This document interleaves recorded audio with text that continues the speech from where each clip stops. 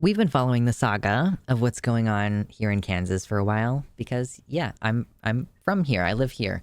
I'm gonna have to leave here, partially because of the fact that it's more hostile to trans people than it used to be. But it is not necessarily always all bad. Last year, for example, the Congress in my state tried to pass a bill that would restrict trans youth from being able to access gender-affirming care. So no puberty blockers, no cross-sex hormones, no nothing until you turn 18, right? And our governor is Democratic, which is a little bit weird, I guess. Just goes to tell you about the gerrymandering here, that our Congress is still majority Republican, but our governor, twice in my lifetime that I'm aware, has been a Democrat. So thankfully, when we have these situations where a very egregious overstepping into people's private lives gets canceled out, like when even Republicans might not be comfortable with it.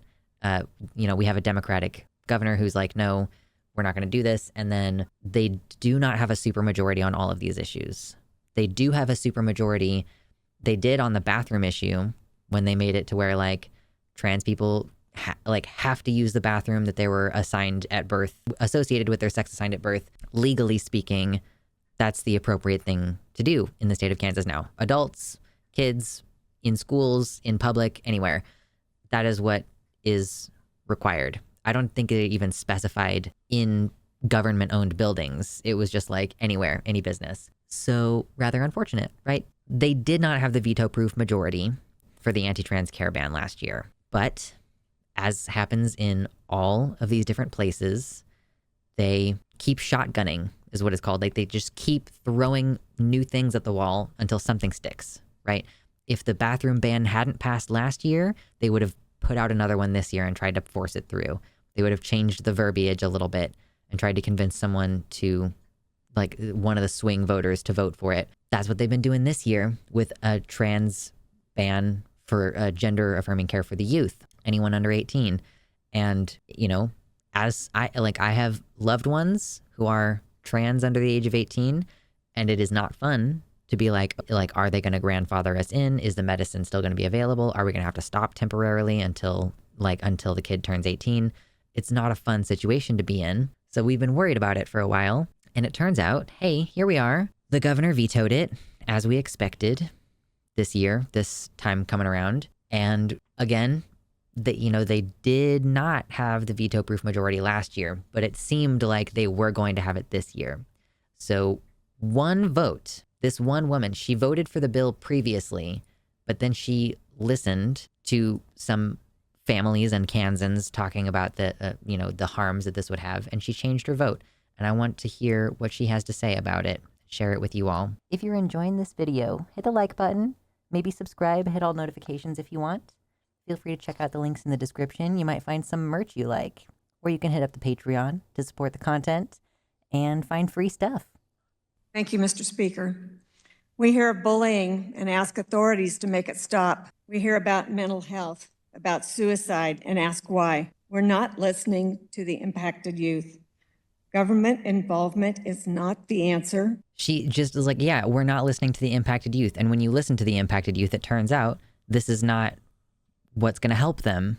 I voted for this bill in the past due to concerns about the surgery. With further consideration, this bill is vague beyond the surgery. Okay, thank you. Recognizing that these laws are written in a very broad way. Like, yeah, you're concerned about minors having surgery, whatever. Obviously, everybody wants there to be vetting to make sure that minors don't have like unnecessary surgical procedures. But she's like, yeah, actually this law is written so that it would prevent a bunch of different kinds of healthcare that I'm not concerned about, or that, isn't something that we have a public need to police, which again, I don't really think you need to be making it illegal anyway. There's plenty of gatekeeping already preventing minors from accessing this care. So surgery is very difficult to attain. They're not giving it out to minors for the most part. Yeah, congrats for the legislator doing the right thing. Being willing to change your mind, frankly. Huge deal, huge deal. These decisions belong between the team of professionals and the parents. The youth need our help, not government overreach. To all who have reached out, I hear you and vote to sustain the governor's veto. Does any other member wish to change their vote? Seeing none, with 82 having voted in favor and 43 against the passage of Senate Bill 233, the same having failed to receive the required 2/3 majority, the bill is hereby declared sustained. There we go. I just wanted to let it play out. Sustained the veto. Sustained. And I think she's a Republican as well. Representative Concannon, Susan Concannon, Kansas House of Representative District 107. She doesn't, there's nothing on her profile that makes it obvious whether Susan Concannon. Yeah, she's a Republican. So a Republican flipped on this because, like, the principles that they ostensibly stand by of small government and, like, letting families make their decisions and things. I wonder if this mindset is going to spread with regards to abortion as well. Because I find myself, I'll be in the middle of saying something about, like, why are you even involving yourself in this? You don't know anybody who, like, you don't personally need this care, and you don't know anybody who needs this care. Like, why do you think you get an opinion? That's the same thing women have been saying for, like, forever. Like, why are these men trying to make decisions about our healthcare? This will never affect you personally. Like, I keep finding myself making the same arguments that have been made because they're bodily autonomy arguments. Like, fundamentally, that's what we're arguing here, is that that people deserve to have bodily autonomy and that the government should get the hell out of our business. Exactly. Yeah. Government overreach is the phrase. And I think that one thing that this does elucidate is the importance of not only voting locally, but also contacting your representatives. Sometimes they listen. Excuse me. Sometimes they don't. A lot of the times they don't. Sometimes they are clearly not listening to any of the testimony, and they're just like, I already know how I'm going to vote. I'm going to vote against trans kids because screw them. Like, but yeah, occasionally it does make a difference. So maybe in your, like, you have a choice between two Republicans, like, that doesn't really happen that often. But, like, let's say that there's a libertarian and a Republican on the docket. You might want to, like, check out what they actually believe so that you can maybe vote for the one that sucks a little bit less, because locally it does make a difference. Hey, Melody Guzman, thank you for the $10 super chat. That's your first super on a live stream, at least on my live stream, if not ever. So thank you so much. There it is. It popped up on the screen. That was cool. Considering the language of a bill to ensure it doesn't reach beyond what you intend it to apply to is supposed to be one of the most basic skills of a legislator. I know it's not how things actually work at higher levels, but it makes me pause before giving props for someone doing that now that you're talking about overriding the veto. Yeah, that she voted for it in the first place. I think, yeah, people just imagine this law is only going to be applied in good faith, Like, I do think that there is kind of a presumption of good faith that, like, is probably a bad thing in our government. Like, the fact that there's no rule for politicians to lie, for example, like that it's not a disqualifying factor. There's no punishment in place for lying, and that, like, lying on its own can't get you impeached, or that you can run, like that happened in South Carolina, where this woman ran as a Democrat in a brand new district. And then after she was voted in, she changed her party affiliation. So she basically lied during the campaign and then became a Republican and started voting against the progressive interests that she alleged to hold during her campaign.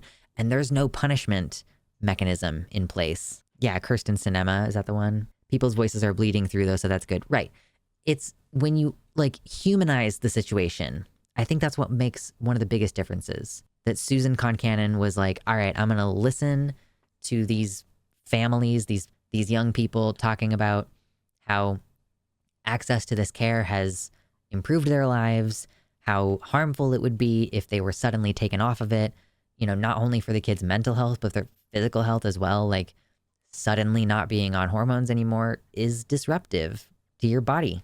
It's not, like, good for your brain either.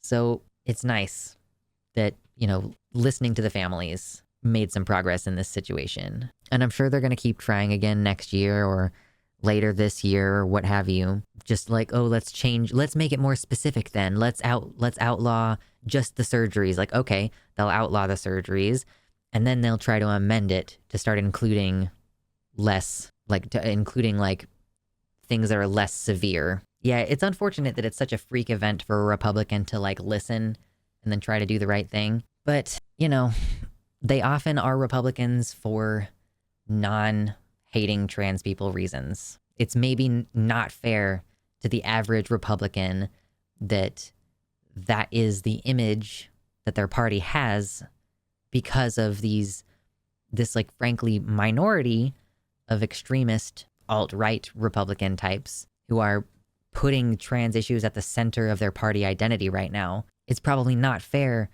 to the average person who's like, I'm a Republican because I want there to be different taxes. You know, like there are some like reasons why people vote Republican that aren't hating gay people and hating trans people. But yeah, good news. Yay. Trans youth in Kansas have a little bit more time before the next attack on their rights. Yay! Thank you so much to all of my patrons, especially Tiago Nascimento, Mersh Rolvog, Michelle Frateroli, Amanda B., Michelle Winter, Wellington Marcus, Danielle McDonald, DZXN, Suzanne Maynard, Spooky Heather Sylvia, Ella V. Nobody, Pastel Infinity, Jamie Jam, Nova, Sojo, Elizabeth Bartell, Kevin Young, Athiette, Celeste, Desi Quiche, Liam Hodgson, Mr. Atheist, and Jack.